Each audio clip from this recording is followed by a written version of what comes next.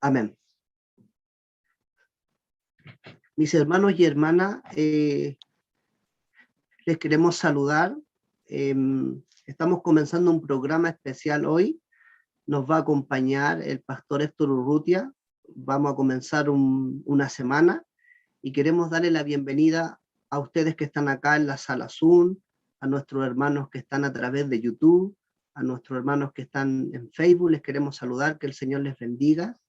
Y le queremos agradecer al Señor porque Él permite que nosotros podamos comenzar con estos programas y Él permite que nosotros podamos llevar a cabo estos programas. Así que le queremos agradecer al Señor, queremos saludarles nuevamente, que el Señor les bendiga. Y para comenzar, los quiero invitar a cantar el himno lema, El mejor lugar del mundo.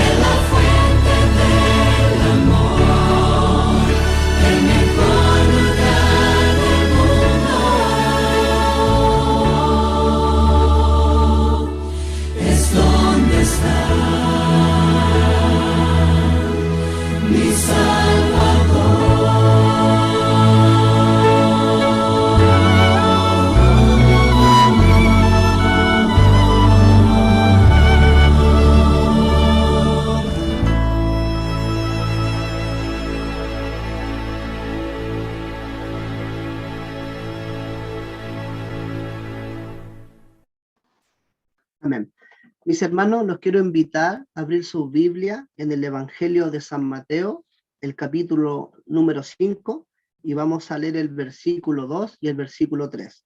Y dice así: y abriendo su boca les enseñaba diciendo: bienaventurados los pobres en espíritu, porque de ellos es el reino de los cielos. Los quiero invitar allí donde están a inclinar su rostro para orar al Señor.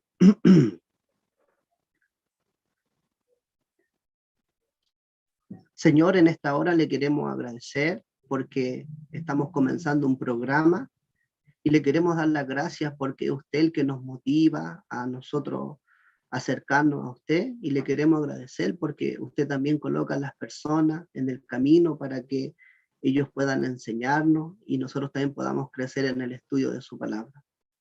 Le queremos rogar que usted pueda bendecir este programa, le queremos rogar por los hermanos que están presentes y le queremos rogar en forma especial por el pastor para que a través de él usted nos pueda enseñar a cada uno de nosotros.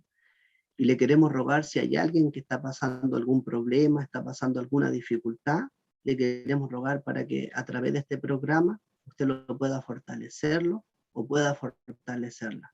Lo rogamos, lo suplicamos en el nombre de Jesús. Amén. Bueno, ahora les queremos invitar a escuchar una parte especial con nuestra hermana Irma y nuestra hermana Fanny. Ellas son de Perú, así que vamos a escuchar.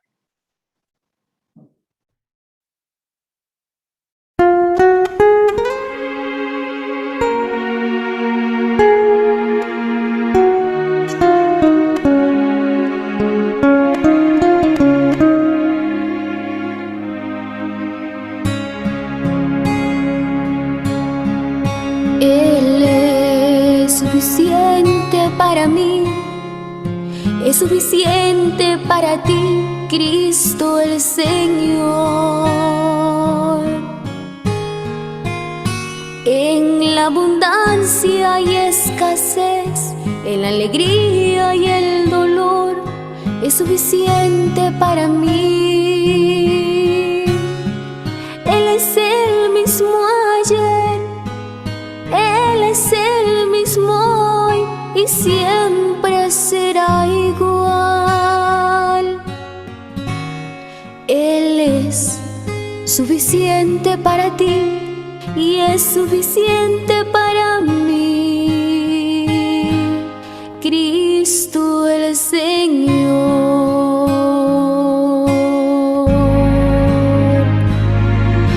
Por eso levanto mis manos para agradecer ese don maravilloso, esa gracia derramada que cuida de mí. Él es el mismo ayer, Él es el mismo hoy y siempre será igual. Él es suficiente para ti y es suficiente para mí, Cristo el Señor.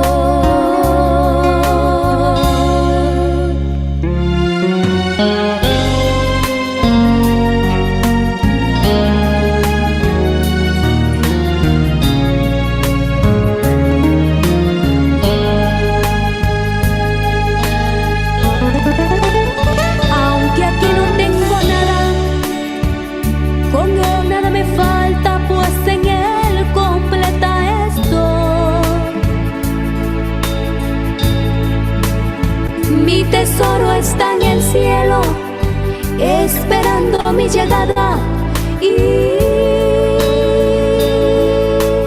se llama Dios de paz. Él es el mismo ayer, Él es el mismo hoy y siempre será igual. Él es ayuna para ti y es caucana para mí. Él es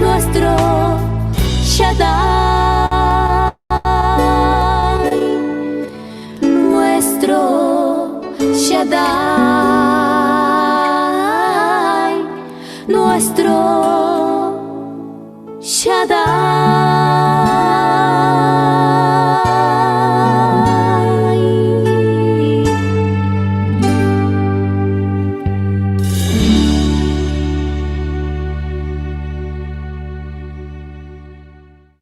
Amén. Amén. Enviamos un saludo a nuestra hermana, que ellas nos están viendo desde Perú. Que el Señor les bendiga. Y ahora queremos invitar a nuestra hermana Nubia, que hay una parte especial y ella nos va a comentar de qué se va a tratar. Hermana Nubia, que el Señor le bendiga.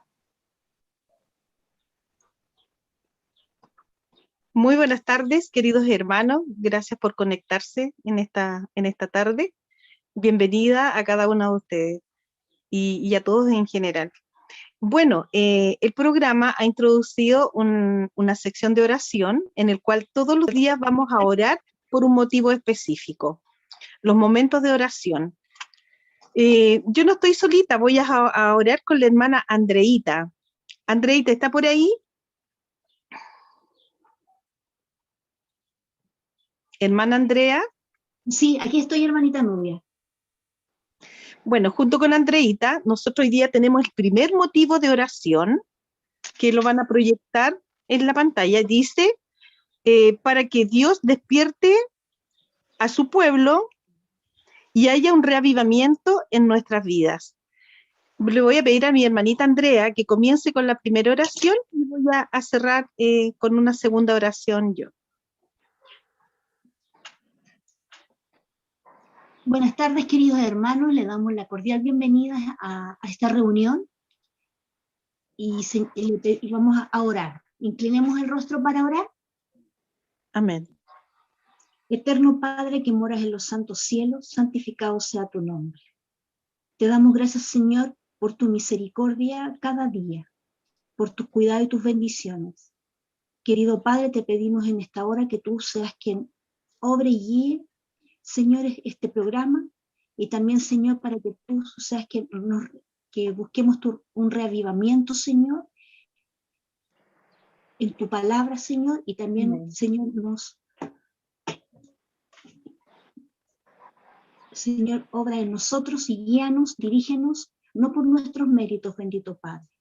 Señor, sé tú quien despierta a tu pueblo, Señor, y Señor, porque esperemos tu segunda venida.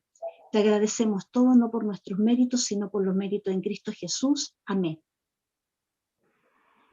Amoroso y buen Dios que moras en los cielos, santificado y alabado sea su nombre.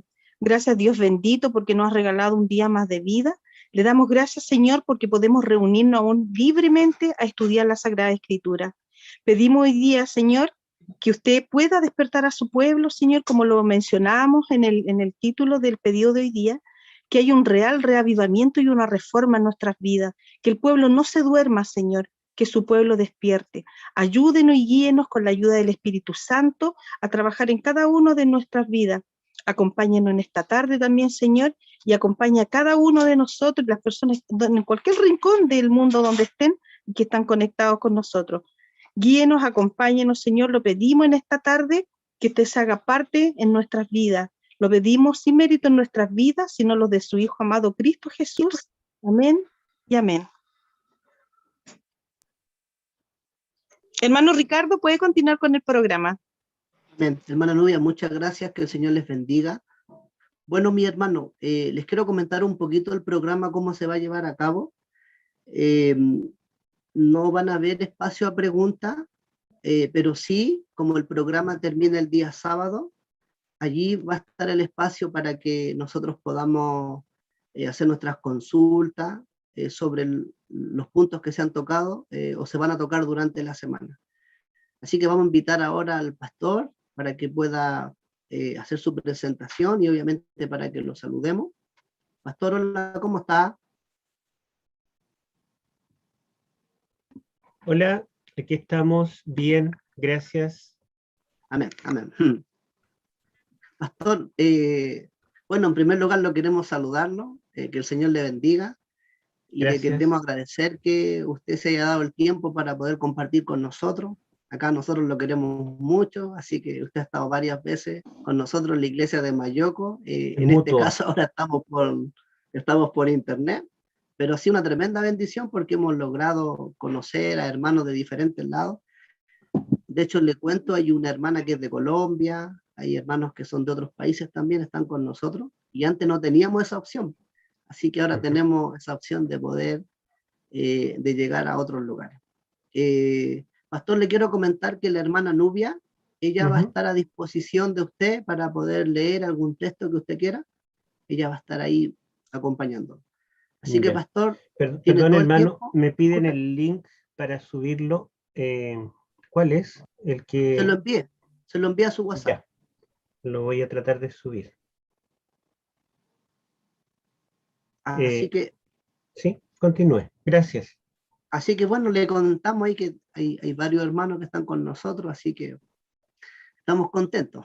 Igualmente, bendiciones. Ahí está la Laurita también, la saludamos. Un saludo. Está en Chile ella, sí. Ya.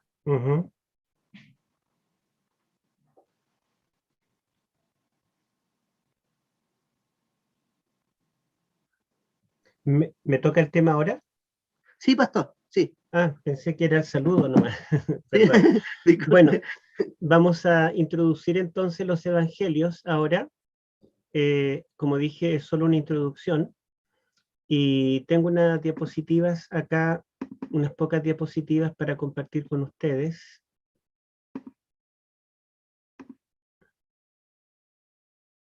Ahí está. Bueno, lo primero que tenemos que decir es que los 4 evangelios que nosotros tenemos en el Nuevo Testamento son, podríamos decir, una biografía de Jesús. Son 4 y todo el mundo se pregunta por qué 4 libros para contar la historia de una persona. ¿No podría un solo libro haber contado la historia de Jesús? Quizá un libro más grande que reúna la información de los 4. Hay historias que se repiten en los 4, otras que son exclusivas de cada uno de ellos. Entonces, ¿no podría haberse escrito un evangelio más amplio? ¿O no podemos quedarnos con uno de los 4? La verdad es que esto, de los 4 evangelios, a medida que los vamos estudiando, nos vamos a ir dando cuenta de que detrás ha estado la mano de Dios guiando esto, y si hay 4 es porque fue el propósito divino. Bueno, acá tengo atrás como fondo parte de un papiro, que era el material en que se escribía antiguamente, incluso antes de Cristo, y aquí en griego dice Evangelion, que significa evangelio, la palabra que nosotros conocemos ahora como título de los 4 evangelios.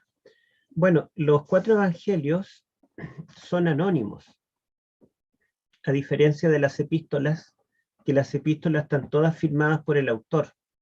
Ustedes saben que cada epístola comienza diciendo Pablo, siervo de Jesucristo, a la iglesia de, o a Timoteo, o a Tito, en fin, o Santiago, el hermano del Señor, y en fin, las epístolas son firmadas, sabemos quién las escribió. El Apocalipsis, ¿verdad? También tiene el nombre del autor, Juan, ¿verdad? Dice el Apocalipsis 1:4, y dice que dio este mensaje por medio de su ángel, eso está en el versículo 2, por medio de su ángel a su siervo Juan, que ha dado testimonio de la palabra de Dios, ¿verdad? Entonces, los evangelios extrañamente son anónimos junto con el libro de los Hechos, y hay muchas teorías respecto a por qué esta forma de escritura para contar la vida de una persona. Y se ha comparado los evangelios con las biografías greco-romanas, por ejemplo. Era común que se escribiera la vida de los grandes personajes del tiempo digamos, del tiempo bíblico, del tiempo del Nuevo Testamento. Por ejemplo, la historia de los Césares, la historia de generales, vencedores, victoriosos, o la historia de filósofos. También, ¿verdad? La palabra evangelio, buenas noticias, se utiliza en el mundo greco-romano para anunciar eventos como por ejemplo victorias, o para anunciar la ascensión de un rey, un nuevo emperador. Eso también es llamado evangelio, porque evangelio significa buenas noticias. Ahora, los evangelios, bueno, estas historias, biografías greco-romanas, que algo tienen en común con los evangelios, pero al mismo tiempo son distintas, eran firmadas. O sea, las biografías en el mundo greco-romano tenían el nombre del autor. Y eso diferencia de partida a los evangelios de estas biografías. Entonces, hay muchas teorías que han surgido, sobre todo en el siglo XIX y a principios del siglo XX, donde prácticamente se negó la inspiración de estos libros, de los 4 evangelios. En realidad, hay teólogos que han negado la inspiración y la autoría de todos los libros de la Biblia. Quizá definimos qué es inspiración. Si buscamos nosotros en 1 Timoteo 3:16, a ver, en realidad es 2 Timoteo 3:16, dice, toda la escritura es inspirada por Dios y útil para enseñar, para redarguir, para corregir, para instruir en justicia. Allí nos dice el texto que toda la escritura es inspirada por Dios, y la palabra inspirada en griego significa literalmente soplada por Dios. Soplada. Y nosotros podemos imaginar, bueno, es que Dios hizo, y los autores bíblicos recibieron un mensaje. Bueno, en realidad la metáfora acá está llevándonos la mente a la creación. Cuando Dios creó al hombre, dice la escritura que Dios lo formó del polvo de la tierra, pero a pesar de Dios modelar al hombre con sus manos, el hombre todavía no era un ser viviente, era solo materia inerte, era polvo. Podía tener la forma del hombre, pero no tenía vida. Y en el momento en que Dios sopló en su nariz aliento de vida, la Biblia dice, fue el hombre un ser viviente. Entonces el soplo de Dios es el que comunica vida. Allí el Salmo 103 dice que Dios envía su soplo y nacen los seres vivos, los animales, los seres humanos, y Dios retira su soplo y vuelven al polvo. Entonces la vida depende del soplo divino. Y cuando dice que toda la escritura es soplada por Dios, lo que está diciendo es que la escritura no es un libro humano netamente. La escritura podemos decir que es palabra de Dios porque viene de Dios, viene de Él, pero al mismo tiempo podemos decir que la escritura tiene vida, porque Dios sopló en el cuerpo inerte de barro del hombre antes de tener vida, y recién con el soplo divino podemos decir que Adán fue un ser viviente. Entonces, si el apóstol nos dice que la escritura es inspirada por Dios, lo que nos está diciendo es que la Biblia puede ser un libro escrito por seres humanos, puede estar escrito en los idiomas comunes de ese tiempo, el elemento humano se ve plenamente, pero más allá de ser solamente libro humano, la Biblia es palabra de Dios. La Biblia tiene vida, y la Biblia puede comunicar vida. Entonces, otro texto que es bastante conocido también en Segunda de Pedro, capítulo 1, versículo 19. A ver. 1:19 dice,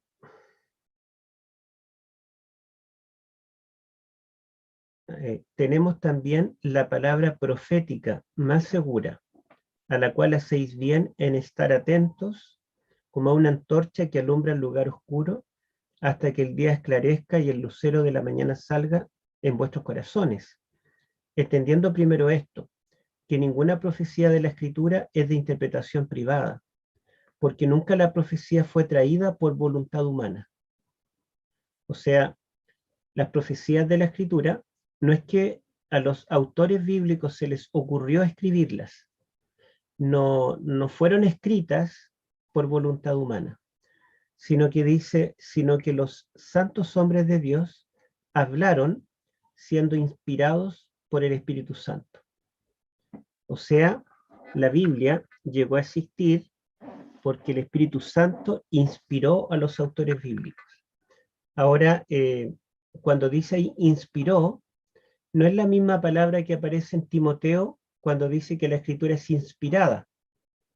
Acá el término es otro, significa llevar, o guiar, o conducir. La Escritura, los hombres de Dios fueron conducidos, pero es más que conducir, es más que guiar, es como impulsar. Fueron impulsados por el Espíritu Santo, movidos por el Espíritu Santo. El verbo griego es feromenoi, y fero es el verbo griego que significa llevar o cargar. Llevar o cargar. Y este verbo, en la forma como aparece aquí, para los que están estudiando griego conmigo, sería un participio pasivo. Terminan feromenoi, fíjense. Entonces, en esta forma como participio pasivo, el verbo fero se utiliza en el lenguaje de los pescadores. Y fíjense ustedes que esta epístola la escribe un pescador, Pedro.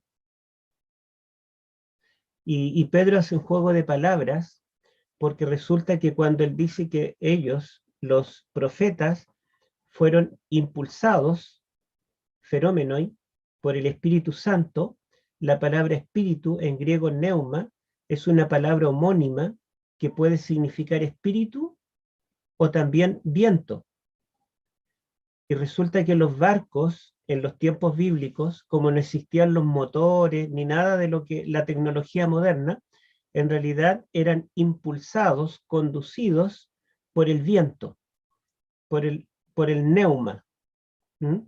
Y así como los barcos eran feromenoi, impulsados por el viento, y sin viento en realidad los barcos no se podían mover, la única alternativa era a remo, ¿verdad? Con fuerza humana, pero cuando había viento y el viento soplaba en favor de la dirección que el barco iba, entonces se abrían las velas y se dejaba que el viento fuera aquella energía que movía el barco.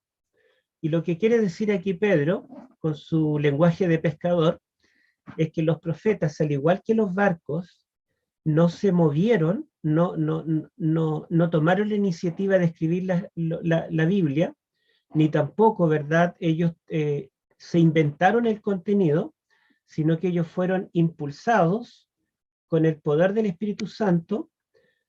No es un viento, es el viento santo, es el Espíritu de Dios, ¿verdad?, el que los impulsó, los guió, los condujo para que escribieran la Biblia. Así que, de acuerdo a estos textos, las Escrituras son palabra de Dios, porque Dios le comunicó vida a este libro, a estos libros escritos por hombres, y tenemos acá la declaración de Pedro, que en realidad los profetas, y podemos agregar los apóstoles, cuando escribieron la Biblia, ellos fueron impulsados, guiados, conducidos por el Espíritu Santo. Y es interesante que el Espíritu Santo no inspiró las palabras. El Espíritu Santo inspiró a los profetas. En otras palabras, las palabras de la Biblia no son perfectas, pero los que fueron usados para comunicar un mensaje que viene de Dios fueron hombres. Cuando digo que las palabras de la Biblia no son perfectas, significa que podemos encontrar falta de ortografía, podemos encontrar el estilo de Juan, el estilo de Pedro, el estilo de Pablo, cada autor bíblico puede tener su propio estilo literario.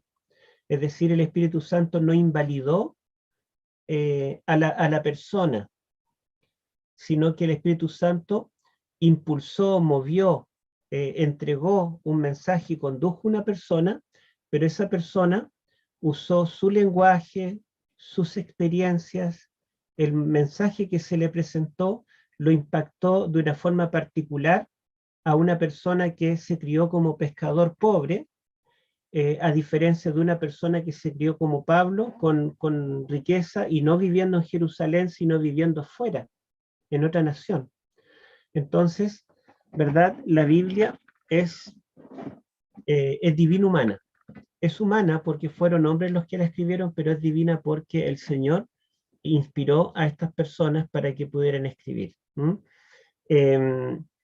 Los evangelios son anónimos y, como les digo, en el siglo XIX y a principios del siglo XX se habló bastante contra la Biblia y llegaron a concluir muchos teólogos que los evangelios en realidad tenían muy poco de verdad.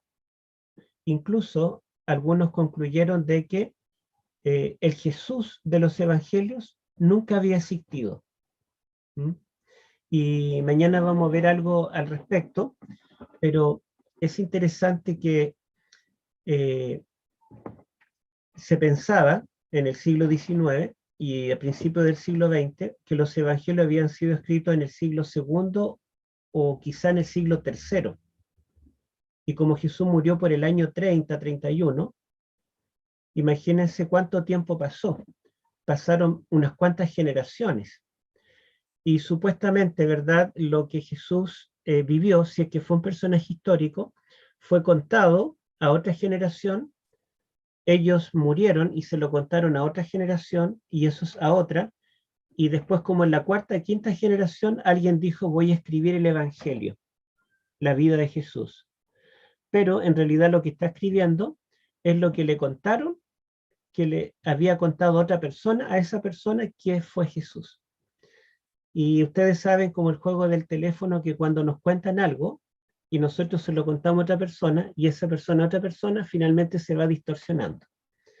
Entonces ellos dicen, si es que existió Jesús, tiene que haber sido simplemente un obrero de construcción, hijo de José y de María, pero con el tiempo, y tal vez predicaba lindo, quizá tenía el don del liderazgo, pero con el tiempo comenzaron a decir que le seguían multitudes.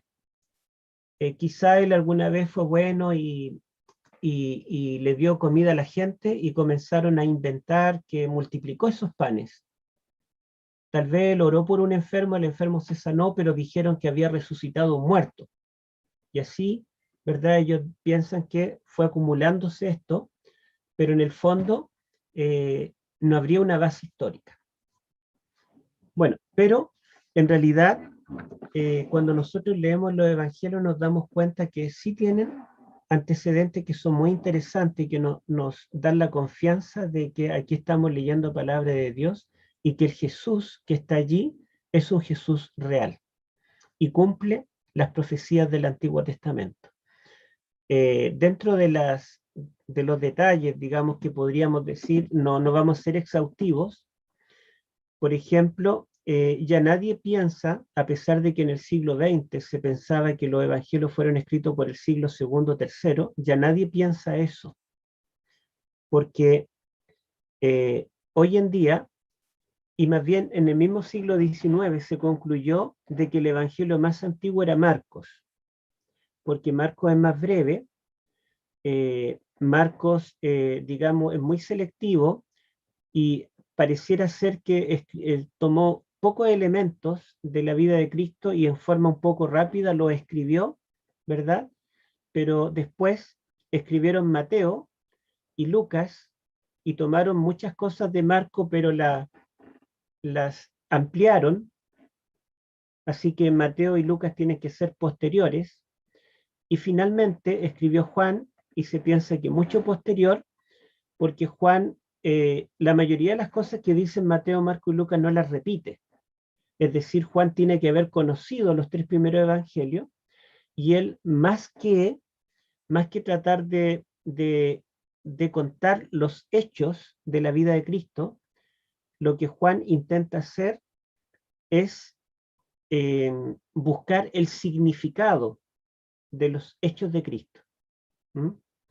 Y cuando uno ya empieza a elaborar el significado de un acto, más que el acto, es porque ha podido reflexionar mucho. Entonces se dice que el Evangelio de Juan es más teológico y se le llama Juan el teólogo en algunas partes, porque se piensa que pasaron varias generaciones entre los primeros evangelios y Juan. Pero resulta que, bueno, y tenemos esta imagen allí de un papiro, se comenzaron a encontrar papiros de los evangelios y de todo el Nuevo Testamento. En realidad hay miles, decenas de miles de manuscritos de papiros y pergaminos del Nuevo Testamento, y se encontraron de todos los evangelios desde el siglo II en adelante. Entonces, si se encontraron papiros del siglo II con algo de cada uno de los evangelios, significa que los evangelios eran más antiguos que el siglo II, porque estos papiros eran copias de copias. Si una copia del siglo II de Mateo, Marcos, Lucas, Juan, se escribió por el año, por ejemplo, 150, significa que el original tiene que haber sido escrito por lo menos algunas décadas antes. Pero es interesante que el papiro más antiguo que se encontró, el papiro 75, es una porción del Evangelio de Juan. Y esa porción se fecha entre el año 100 al 125. Y nosotros creemos que el Evangelio de Juan se escribió en el tiempo de Domiciano, por el año 90 y tanto. Y si esa copia es entre el año 100 al 125, significa que el original tiene que haber sido escrito antes de el siglo II. Es decir, es la mayor evidencia de que el Evangelio de Juan fue escrito en el siglo I, como tradicionalmente se había creído, pero además de eso, por el hecho de que los mismos críticos concluyen de que el Evangelio de Juan tiene que ser muy posterior a los otros tres.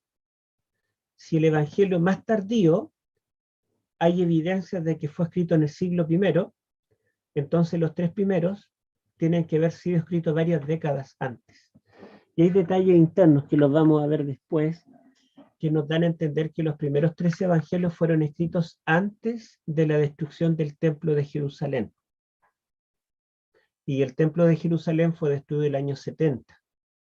De hecho, solamente los tres primeros evangelios nos cuentan del sermón profético de Cristo, que está en Mateo 24, 25, Marcos capítulo 13 y Lucas capítulo 17 y capítulo 21, donde Jesús anunció la destrucción de Jerusalén y el templo. Juan ni siquiera lo menciona, porque Juan escribió 3 décadas después de la destrucción del templo. No tenía sentido predecirlo, pero sí Mateo, Marcos y Lucas predicen la destrucción del templo de Jerusalén. Y estudios históricos demuestran de que ellos no escribieron esto después de los eventos, después de la destrucción, porque habrían dado detalles más precisos si hubieran escrito después que los hechos acontecieron. Entonces los tres primeros evangelios se escribieron antes del año 70 y el cuarto evangelio se escribió a fines del siglo I.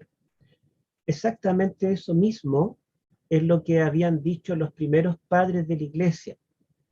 Desde el siglo II en adelante, Papías, Ireneo, Justino Mártir, Tertuliano, Orígenes, Eusebio de Cesarea, etc., los padres de la iglesia habían escrito, habían testificado de que los evangelios habían sido escritos en el siglo I, antes de la destrucción de Jerusalén los primeros, y Juan al final del siglo I, y ellos nos dicen quiénes son los autores, que la autoría también vamos a ver algo más mañana. Otros detalles que, digamos, se han encontrado, hubo un ateo norteamericano, no me acuerdo la verdad el apellido, creo que Williams, que él quiso demostrar que Lucas no tenía idea de geografía, porque él encontró que comparando los estudios, los mapas y todo lo que se conoce actualmente en relación a la geografía de Palestina y los lugares que mencionaba Lucas, no solo en el Evangelio, sino también en Hechos, los viajes de Pablo y todo eso, él encontró que Lucas no tenía idea. Por lo tanto, él quiso usar esto como el argumento definitivo para decir que los evangelios no eran históricos. Entonces él, como era un millonario, contrató un grupo de arqueólogos y fue a excavar a Jerusalén y a Israel y a las tierras bíblicas con el fin de demostrar que la verdad es que Jesús no había existido y era todo un cuento y los cristianos estábamos creyendo una mentira. Pero después de 10 años de trabajo con un equipo profesional, se dio cuenta que Lucas era más exacto en la historia que lo que la historia nos había legado. Y eso es porque ustedes saben que en el año 70 fue destruido el templo y la ciudad de Jerusalén no quedó piedra sobre piedra, y la geografía, los lugares, ¿verdad? Como eran los edificios, después fueron reconstruidos, pero en forma diferente. De hecho, el emperador Adriano, por el año pasado el 114 por allí, expulsó a todos los judíos de Jerusalén y reconstruyó Jerusalén, pero le llamó Aelia Capitolina, o sea, convirtió a Jerusalén en una metrópoli romana y trajo población de otros lugares que no eran judíos, no conocieron a Jesús, no conocieron las tierras bíblicas en el tiempo de Jesús, y por lo tanto lo que ellos podían contar después acerca de la geografía, los lugares del tiempo de Jesús, no tenían idea, porque ni ellos ni sus padres habían vivido allí. Y al desenterrar, digamos, la Jerusalén de los tiempos de Jesús, este magnate redescubrió que la verdad es que los evangelios eran tremendamente exactos y no pudo haberlo escrito alguien que haya vivido después del año 70 del primer siglo. Bueno, vamos a avanzar un poquito. Vamos a mostrar la relación entre los tres primeros, y los tres primeros son muy parecidos, se les llama sinópticos. Sinopsis significa visión de conjunto. Entonces los tres primeros evangelios, muchos los ven como en paralelo y tratan de hacer cuadros donde cada parábola o cada evento de la vida de Cristo se repite en ellos. Miren, la teoría más aceptada hoy es que Marcos es el más antiguo. En los primeros siglos, la teoría más aceptada era que Mateo era el más antiguo. Se pensaba que Mateo había escrito un evangelio, el primero en escribir, y escribió un evangelio lo más completo posible. Entonces, posteriormente, Marcos resumió este evangelio y sacó solamente algunos elementos, por lo tanto Marcos era como un resumen del evangelio verdadero, y se subestimaba bastante Marcos. Pero hoy en día se piensa que Marcos es más antiguo, es más breve, por supuesto, pero Mateo y Lucas tomaron muchos elementos de Marcos y los ampliaron, agregaron otras cosas. Así que Marcos se ve como una fuente más antigua. Para nosotros no tiene mayor importancia porque creemos que los 4 evangelistas conocieron a Jesús. No creemos que uno de ellos conoció a Jesús y los demás simplemente siguieron por tradiciones. Pensamos que los 4 conocieron a Jesús, pero estos detalles que yo les voy a mostrar revelan algo que es objetivo, digamos, un estudio de los eventos de cada evangelio, muestran que un 76% del Evangelio de Marcos está presente en Lucas y en Mateo. Se repiten los tres. 76% del Evangelio de Marcos está también en Lucas y también en Mateo. Solo que en estos evangelios va a ser menos de la mitad, ya que son más largos. Hay un 18% adicional de Marcos que no está en Lucas, pero sí está en Mateo. O sea, hay un porcentaje que comparten exclusivamente Marcos y Mateo. Pero en Mateo, como es más grande, representa solo un 10%. Hay también un 3% de Marcos que no está en Mateo, pero que sí está en Lucas. Solo que Lucas, como es más largo, representa un 1%. O sea, podemos ver que del Evangelio de Marcos hay un 76 más 18 más 3, esto sería 97% del Evangelio de Marcos está presente en alguno de estos dos evangelios. Lo exclusivo de Marcos, que no lo tiene ninguno otro, es solo un 3%, lo que tenemos acá, ¿verdad? Un 3%. Lo demás lo comparte con los otros evangelistas. Ahora, Mateo, aparte de compartir gran parte de Marcos con Lucas, tiene un 24% que comparte no con Marcos, pero sí con Lucas. El Lucas, como es más grande, representa un 23%. Y a esto, para que ustedes conozcan un poquito del lenguaje teológico, le llaman la fuente Q, porque piensan que Marcos era una fuente más antigua y había otro evangelio que simplemente le llaman Q, porque en alemán es Quelle, y Quelle significa fuente. Una fuente más, así como Marco un evangelio más, del cual Mateo y Lucas tomaron. La verdad es que es una fuente hipotética, porque nunca se ha encontrado, pero a nosotros no nos afecta el que haya una fuente Q o no, porque creemos que tanto Mateo, Mateo, Marcos y Juan conocieron a Jesús. En el caso de Lucas, él dice que no lo conoció, pero él nos dice que él sí tomó de fuentes, pero de fuentes primarias, o sea, de personas que estuvieron con Jesús en su ministerio. Lo vamos a leer enseguida, ¿eh? Pero es bueno saber que hay un gran porcentaje que comparten los tres primeros evangelios, hay otro porcentaje que comparten solo Mateo y Marcos, otro que comparten que es pequeñito, Marcos y Lucas, y un porcentaje bastante grande que comparten Mateo y Lucas.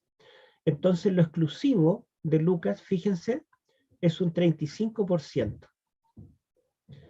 Un tercio de Lucas no está en los otros evangelios. Un 20% de Mateo es exclusivo de él, no está en los otros evangelios. Y Marcos solo tiene un 3% de exclusividad. Juan, lamentablemente en este cuadrito no lo encontré, pero Juan tiene más de un 40% de exclusividad. Es el evangelio más diferente. Ahora ustedes pueden decir, y si repiten la misma historia y tantas cosas repetidas, sermones, milagros, el nacimiento está en Mateo, está en Lucas, la crucifixión está en los 4, y Mateo, Marco y Lucas dedican un 30% del Evangelio a contar la última semana de la vida de Cristo, la semana de la pasión. Pero Juan ocupa un 50% para hablarnos de la muerte de Cristo. Es decir, los evangelios no son proporcionados en cuanto a la cantidad de información, porque del principio de la vida de Cristo nos dicen muy poco, pero del final de su vida nos dicen mucho. Ahora ustedes dicen, pero si un mismo relato está en los 3 o a veces en los 4 evangelios, ¿para qué esa repetición? La verdad es que además los evangelios no solo tienen como aporte el porcentaje exclusivo. El aporte de Mateo no es solo este 20%, de Lucas un 35% y de Marcos un 3%. Porque ustedes pueden comparar una misma historia, por ejemplo, un milagro o un sermón de Cristo que esté presente en los 3 o en los 4 evangelios. Ustedes van a notar que cada evangelista lo enfoca desde una perspectiva diferente. ¿Mm? Por ejemplo, la frase el reino de los cielos es una frase típica, ¿verdad?, de los evangelios. Cuando nosotros encontramos una parábola, por ejemplo, Lucas nos dirá el reino de Dios es semejante a. Y Mateo nos va a contar la misma parábola, pero no nos va a decir el reino de Dios es semejante a. Nos va a decir el reino de los cielos es semejante a. Ustedes dicen, bueno, es lo mismo, solo cambia eso. Sí, cambia solo eso. Pero eso nos da una pista para descubrir la exclusividad de Mateo y el enfoque que Mateo le quiere dar.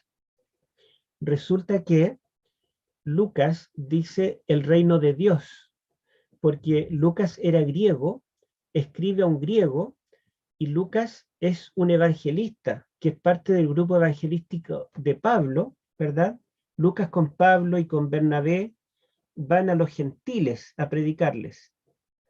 Y por eso el idioma griego de Lucas es mucho más complejo y más perfecto que de todos los otros libros del Nuevo Testamento. Y en el mundo griego, hablar de Dios no era ningún problema. No era sacrílego ni irreverente mencionar a Dios por todo.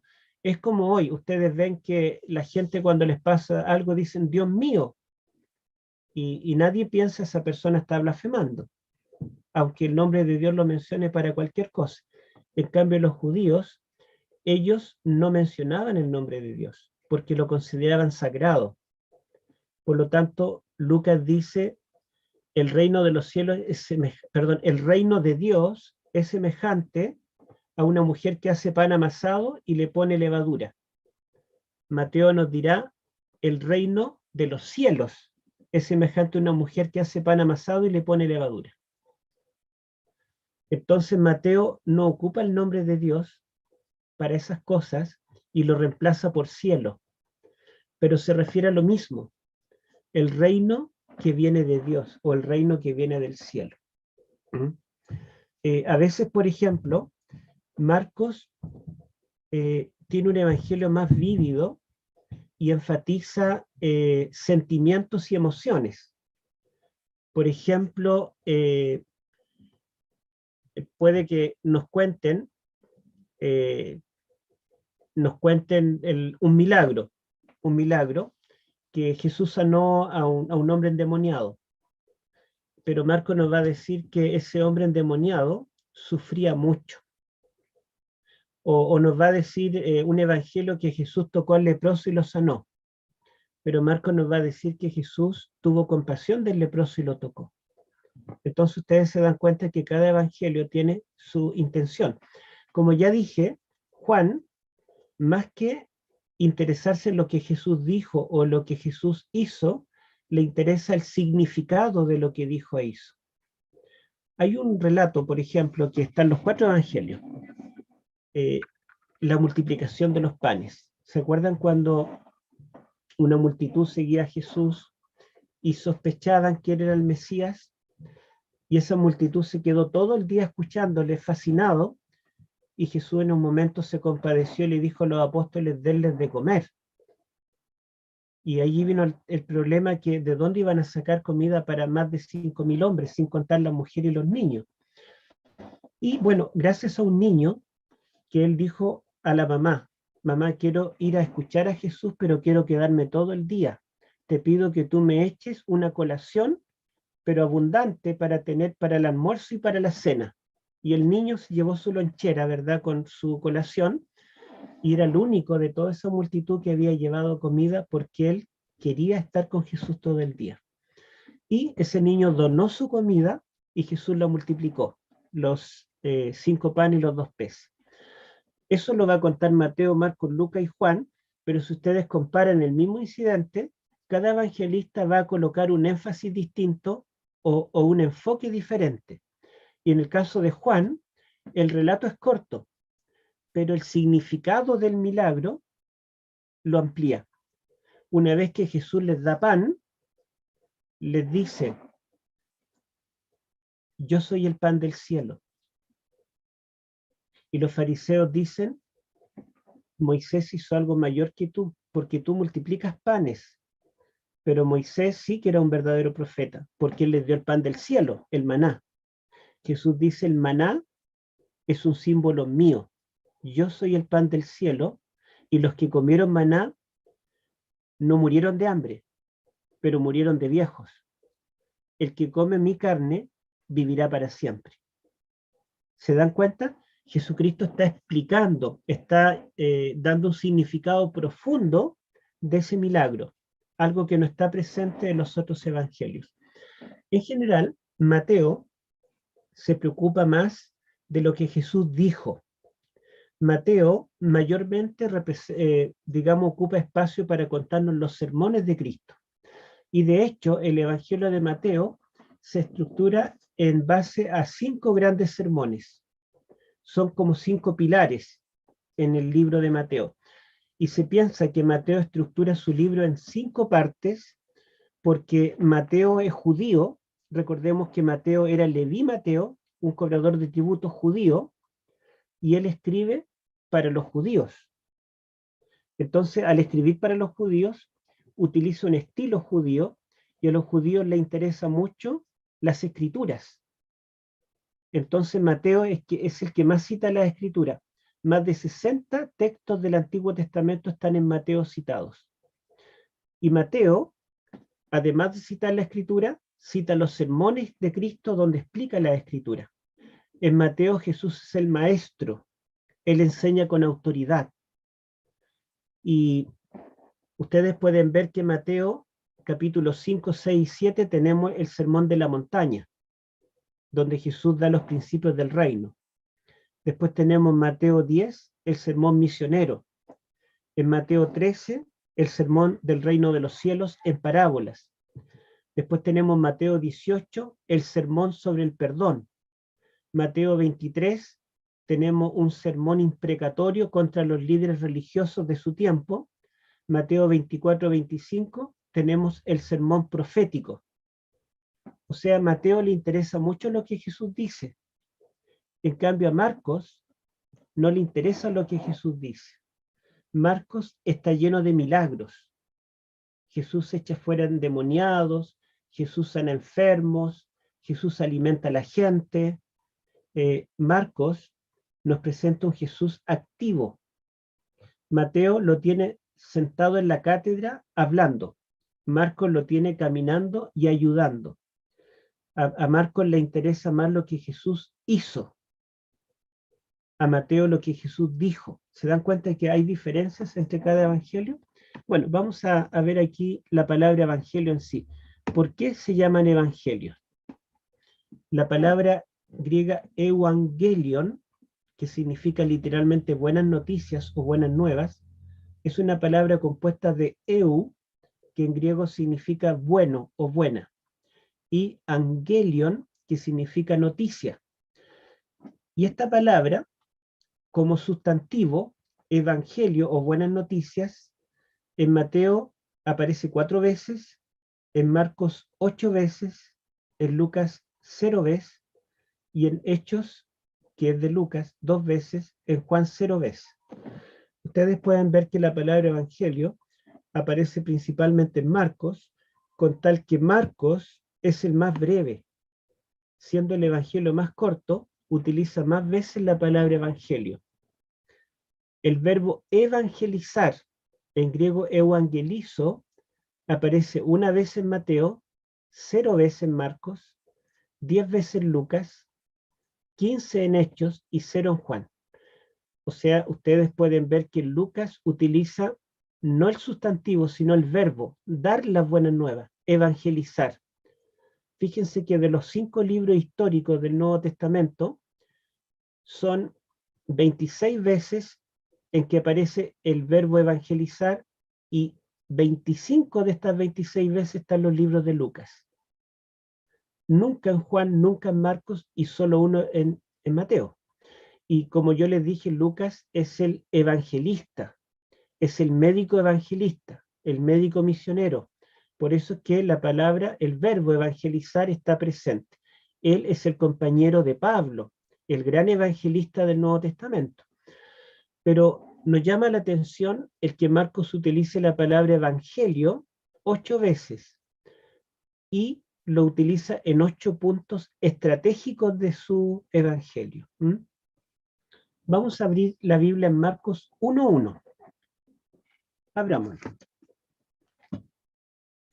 Y si alguien de los presentes quiere leer el texto, le vamos a pedir que lo haga. Marcos capítulo 1, versículo 1.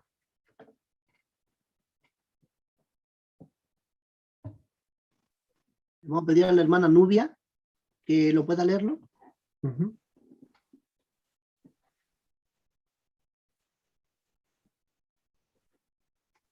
Bueno, Yo voy a lo puedo leerlo. leer, hermano Ricardo. Ahí está. Ya, principio del Evangelio, Marcos 1:1, ¿cierto? Sí. Ya, principio del Evangelio de Jesucristo, el Mesías, Hijo de Dios. Gracias. Bueno, así comienza el Evangelio de Marcos. Principio del Evangelio de Jesús el Mesías, el Hijo de Dios. Ustedes ven que aparece la palabra Evangelio. Y como se piensa que el Evangelio de Marcos es el más antiguo, entonces ese título que le da Marcos a la vida de Cristo, porque podría haber dicho principio de la historia de Jesucristo, o principio de la vida de Jesucristo, pero dice principio del Evangelio de Jesucristo. Entonces Marcos está llamando al libro que él va a escribir sobre la vida de Cristo, le está llamando Evangelio. Y como Marcos es el más antiguo, entonces a todos los demás le llamaron también evangelios, evangelio según Mateo, evangelio según Marcos, evangelio según Lucas, Hechos, etc. Y como les digo, evangelio significa buenas noticias. Vamos a avanzar un poquito. Aquí en esta estadística yo tengo la longitud de los evangelios, las biografías que yo les contaba que se escribían en el mundo greco-romano, eran biografías entre 15.000 y 20.000 palabras en griego.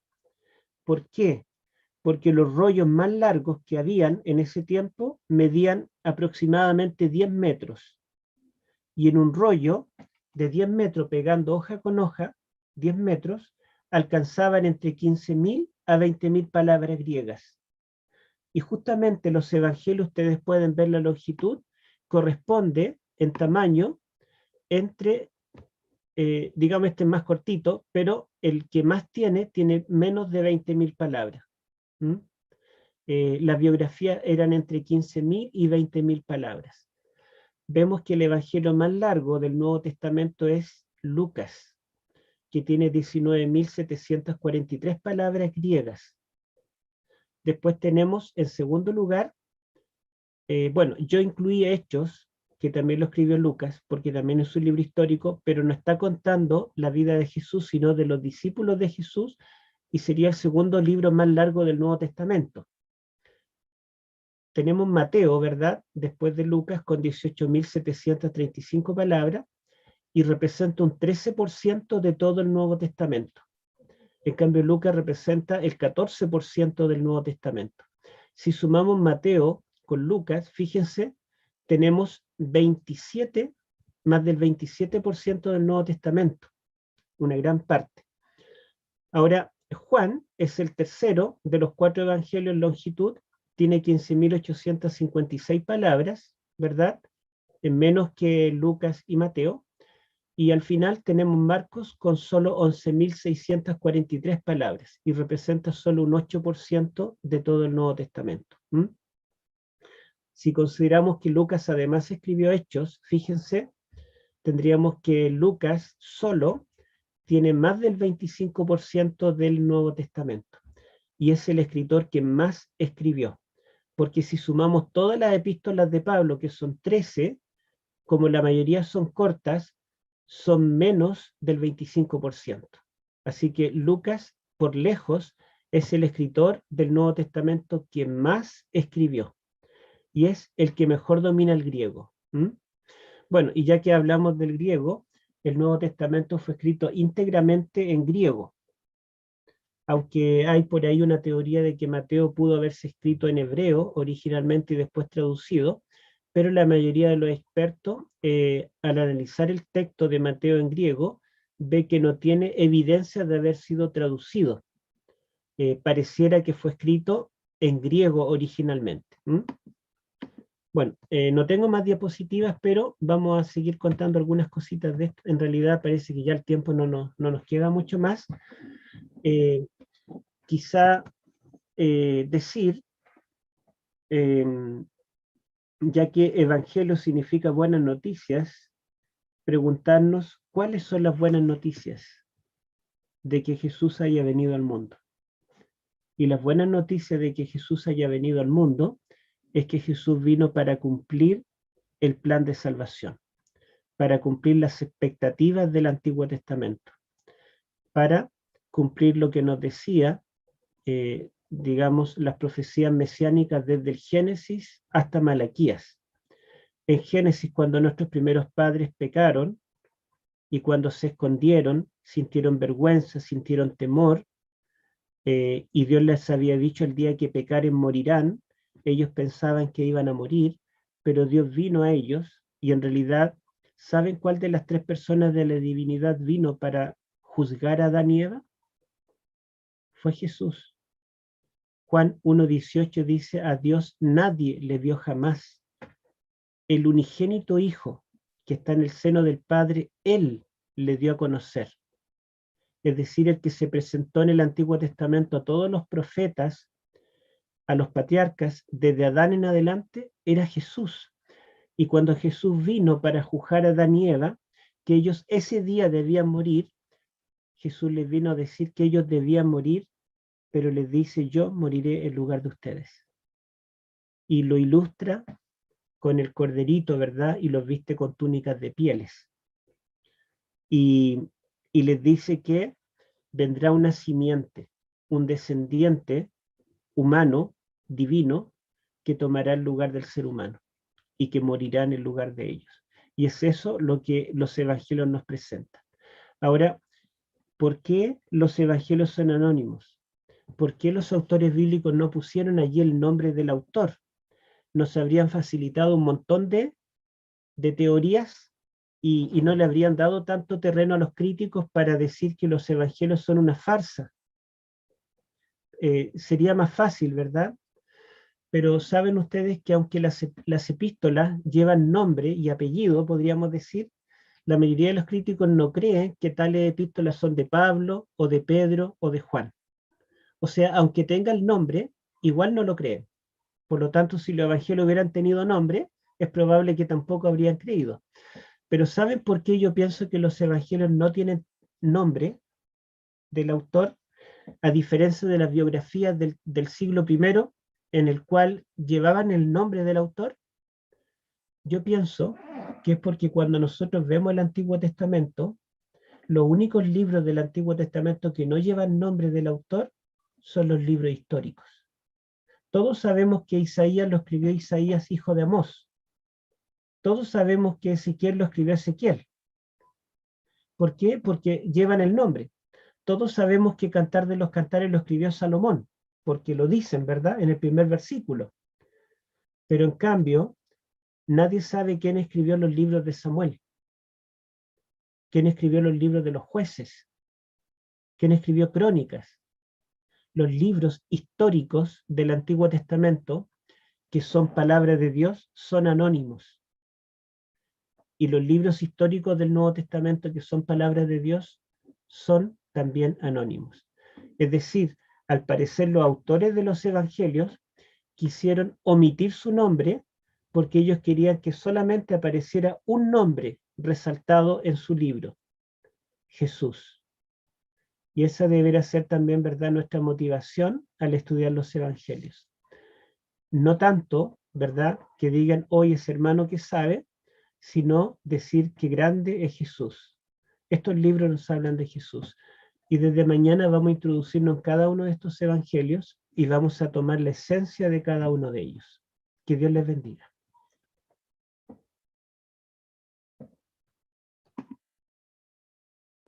Amén. Amén. Le damos gracias al Señor, le damos gracias al pastor por esta presentación. quiero aprovechar de comentarles que vamos a estar durante toda la semana estudiando con él, así que no pierdan ningún día, está muy interesante lo que él nos está comentando. Y ahora los quiero invitar a entonar el himno lema, el mejor lugar del mundo.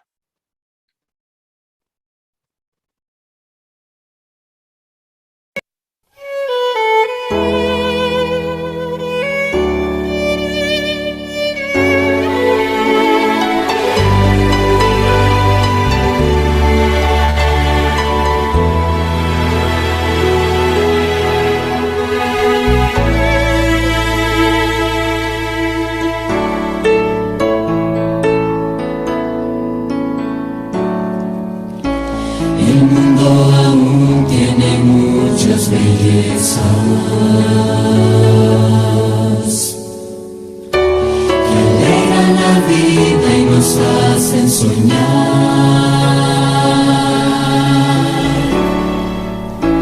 Lugares sin par de la naturaleza, donde cualquier persona quisiera estar.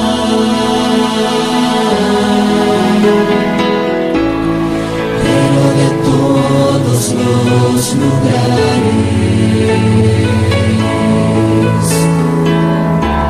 el más hermoso y el mejor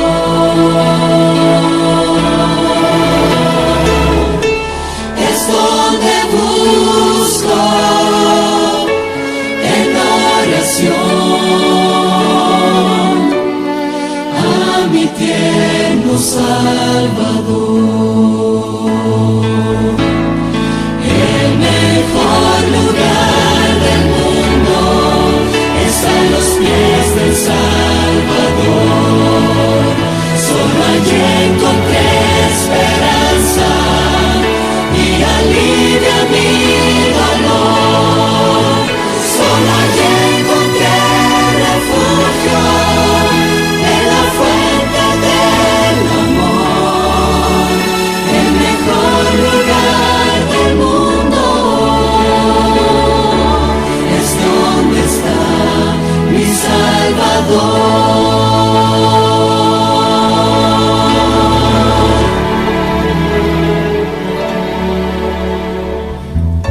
Soñamos con casas que sean hermosas, tal vez en la playa con vista hacia el mar.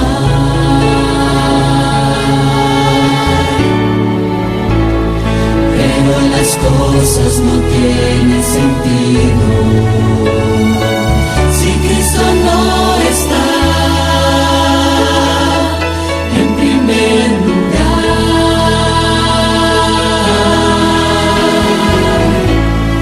Al sentir la paz de Dios,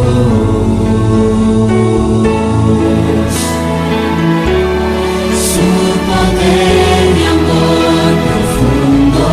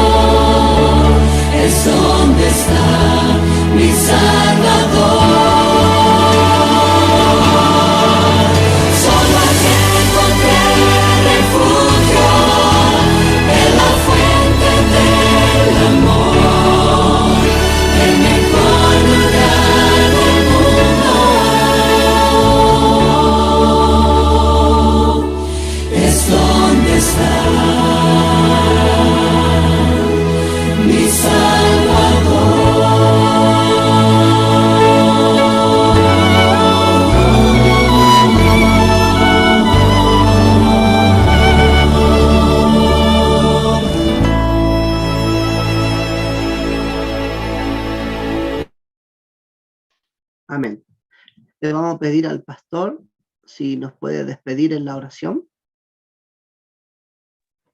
Oremos. Padre Celestial, te damos gracias porque hemos podido meditar un poquito en tu palabra, específicamente los evangelios, que son los que nos narran la vida de Jesús. Te pedimos, Padre, que nos bendigas esta semana, que podamos profundizar en esta porción de tu palabra que es tan maravillosa.